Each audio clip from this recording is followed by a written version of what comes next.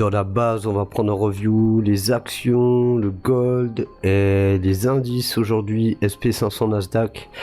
On est le 12 février et on va commencer par cette carte. On voit les meilleures performances et les plus mauvaises performances du jour avec le jus d'orange qui nous fait plus 5,69%, le gaz naturel 3,77%.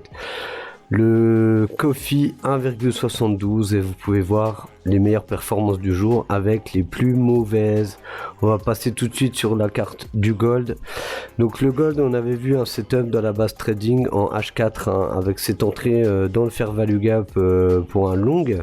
Donc nous on avait pris le setup short, on avait TP, mais on avait dit qu'un setup long pouvait opérer sur la MA 200 en H4 avec un momentum qui était bearish à ce moment, mais on avait dit qu'il y avait comme une grosse divergence, que le prix pouvait rebondir pour atteindre notre target final des 5167 $. Donc actuellement on est toujours dans ce trade. On va passer sur du H1 pour voir plus limpide. On voit qu'on opère une déviation. Actuellement, il n'y a toujours pas de réelle structure baissière. On pourrait avoir quand même un retest ici. On avait une déviation qui était opérée. C'est ce qu'on est en train de travailler actuellement. Donc, s'il y a plusieurs rebonds et que cette zone tient, on pourrait avoir une impulsion haussière au niveau des 5167. Et si on voit qu'on clôture en dessous, on voit qu'on a un order block, donc une déviation qui avait été opérée au 4956. Donc ici notez bien la zone, on va la noter, on va mettre une alerte. Ici on pourrait opérer quand même peut-être un retracement plus profond au niveau aussi de ce fair value gap, mais qui a été comblé deux fois. Donc mitigé sur le trade, mais en tout cas une impulsion pourrait avoir lieu. Et ici une zone liquide au niveau de l'order block MA200. Sur le gold, on va regarder le silver.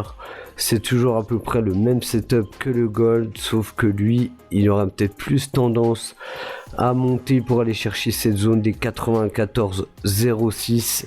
Actuellement, on est dans un order block baissier, on est sous la MA. Donc, est-ce que les traders vont jouer long ou short en sachant qu'on pourrait avoir une potentielle deep au niveau du silver hein, si l'or retrace, on pourrait avoir un niveau de Fibo qui pourrait être testé au niveau des 0,382. Ici sous l'order block, ça nous permettrait de chercher la liquidité. On voit qu'on a ouvert dans un gap au niveau des 77,94. Donc un dip quand même pourrait être effectif sur le silver. Notez bien cette zone, et si il pète tout ça, il pourra se rendre au 94.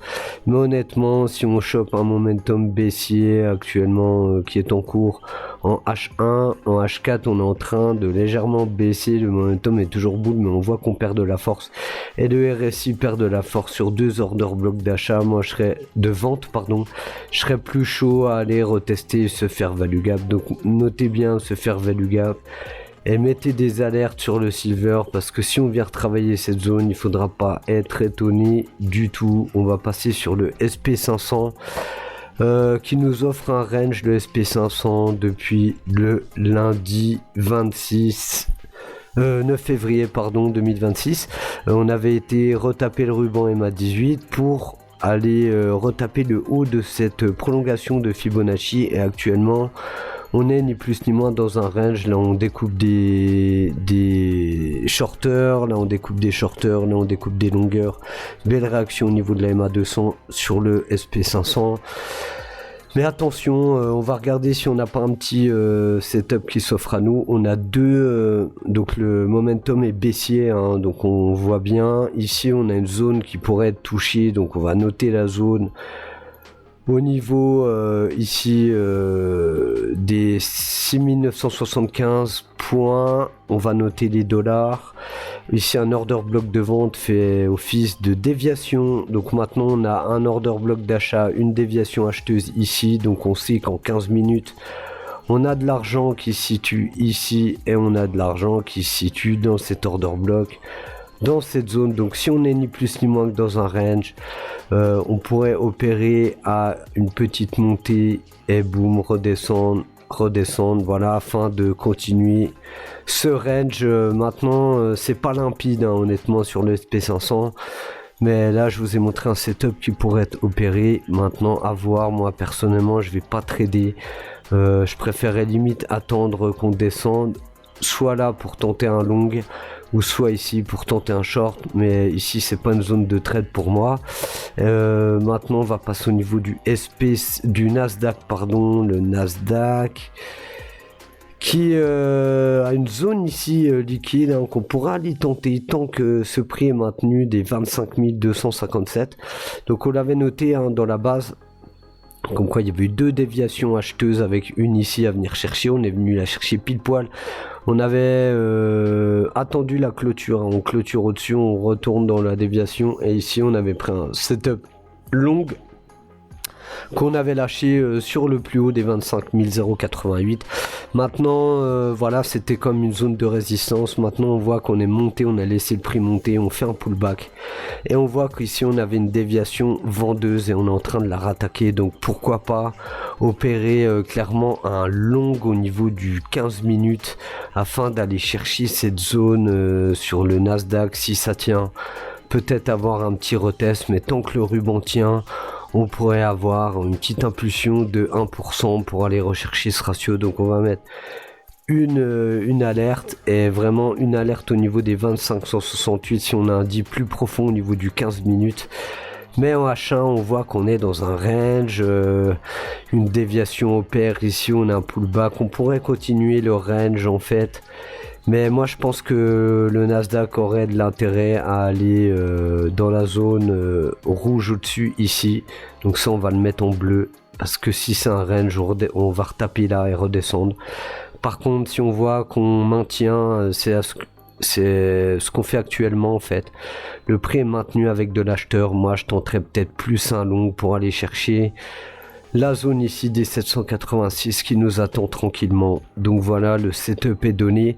Si vous prenez un long ici au niveau de la MA, votre invalidation est sous la MA 200 H1. Donc ça serait un long qui opérerait à peu près comme ça si on rentre. Peut-être attendre l'ouverture du marché à 15h30 avec le stop qui serait ici et le TP qui serait là. Ça nous ferait un risque de 4,9. Donc vous pouvez un peu descendre vos stops pour être au risque de 2 pour 1. Ce qui vous offrirait un setup à peu près comme ça. Pas de conseil en investissement, juste un but éducatif. Voilà, on a fait le tour sur le Gold, Silver, Nasdaq, SP500. On peut voir le pétrole vraiment juste en weekly qui nous offre pour moi une petite structure de bottom au niveau de ce prix. Sur le pétrole, ici on a eu la déviation, on avait attendu le wake up check, on l'a eu 2 fois, et là on avait dit que ça serait une zone résistante, les 65,72 $. Le prix fait bien résistance dessus, mais le ruban passe boule en weekly avec un momentum bull, un RSI bull. Donc peut-être que on va être en phase de distribution et retourner au moins taper l'order block ici au niveau des 60-50, mais notre target de sortie en daily sera plus situé au niveau des 72,99, ce qui nous ferait une poussée depuis le ruban encore de 15% sur le pétrole. Voilà, j'espère que vous avez kiffé la vidéo. Il y a d'autres analyses crypto sur ma chaîne, donc n'hésitez pas à aller checker Bitcoin, et les vidéos seront séparées pour le Gold, SP500, Nasdaq, pétrole. J'espère que vous avez kiffé. Prenez soin de vous. Bang bang.